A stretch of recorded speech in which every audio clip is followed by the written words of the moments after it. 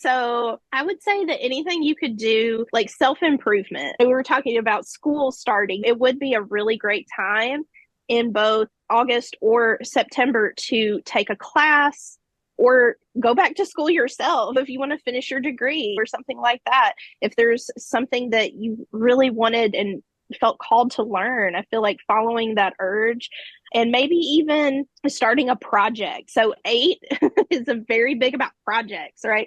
And I would say moving forward with a project, anything you can do to boost your knowledge, boost your skill set, and actually go out into the world instead of having hesitation, instead of hiding behind fear, instead of hiding behind perceived limitations and limiting beliefs, like moving forward on those things. And as far as like a spiritual practice, maybe that you could apply for this time, I would say maybe clean or sage your home or your sacred space. I think about Virgo, right? Very much. But eight is also very much like Virgo in that it likes things to be a certain way. It likes things to be cohesive. And it's like a bigger perspective, all the moving parts. So maybe not just your home or your sacred space, but your office. If you spend a lot of time in your vehicle, your car, getting those things organized and straight, because it helps you think better, right? It helps you go into things with a clean slate and a clear palette. I also think of maybe connecting with the divine feminine aspects as a nod to Virgo, and maybe practicing forgiveness, maybe also connecting with the body, connecting with yourself, maybe through meditation, to the higher mind. If you think about the eighth chakra, it's like right above the head, connecting with the higher self, connecting with your intuition. Those are a lot. Yeah. It's a great reminder for people to clear the energy in all of those important places in their lives. So I love that reminder, especially as you're getting back into a routine. And I think, Stevie, as you were talking about, when it comes to routine, it's maybe question your routine. Really look at it. Is that working for you as you get back in it? Are there adjustments that you can make to make it better? Stevie, any specific days within that Virgo season that people should pay attention to in addition to the Mercury retrograde? Yeah, there's a few. It's fascinating too to hearing the numerology back because it's so in alignment with the way that the energy is playing out during Virgo season, which isn't the same every year.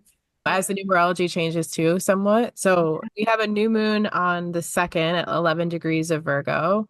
And this one's opposite Saturn, which is so funny because you're talking about Saturn's energy, which is totally when you have the new moon, it's sun and moon in Virgo, there's a lot of Virgo energy with that. And if it's opposite Saturn, there's something about how can you take responsibility for yourself in a new way. And this really makes me think about, I see an image of sweeping the energy out of your house, but physically sweeping energy into how do you bring the physical and the spiritual together? How do you make your physical really sacred by clearing the energy itself? Because physical items really store it, just like our bodies really store the energy. So that time is such a good time to think about those things and like where you can really take responsibility for what is working and what is not working in your life and do something about it. Virgo doesn't stand still. They're the one in the corner that's, I can't just stand here. I have to start helping. I have to be productive. I have to help put up stuff. So this is really a time where you want to think about that stuff. And Virgo season, actually, this year, we go back into eclipse season with Virgo season. Oh, really? Yeah. So on the 17th, we have a partial lunar eclipse in Pisces. And so that's a full moon. So sun is going to be in Virgo and moon will be in Pisces. And that really is completely around the same topics of balancing your doing and your productivity and the being and the intuition and just the living part of things. And how do you balance out these two? The thing about Virgo that you want to remember is that it's probably the most critical sign, only because it can take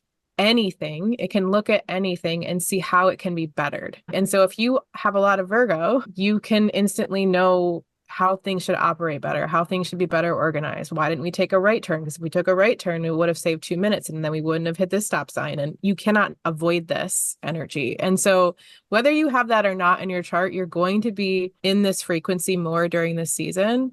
So watch out for criticism, because during Virgo season, we're all more critical, and we're really critical of ourselves, but that bleeds over into other people as to why they're doing what they're doing and should be better, and they're not perfect. And so a lot of the inner critic voices come up during this season. And I think that eclipse is going to highlight that a great deal. And it's actually an opportunity to clear some of that away. And I don't know why, but I'm hearing it's also very ancestral for us, criticism. It is for me anyway. So I'm saying, like, a lot of the generations before us have come and they had really high standards set for them. So a lot of our inner critic comes from our ancestors. And this lunar eclipse feels like a moment where we can do some healing with that. That's really helpful to know. So thank you.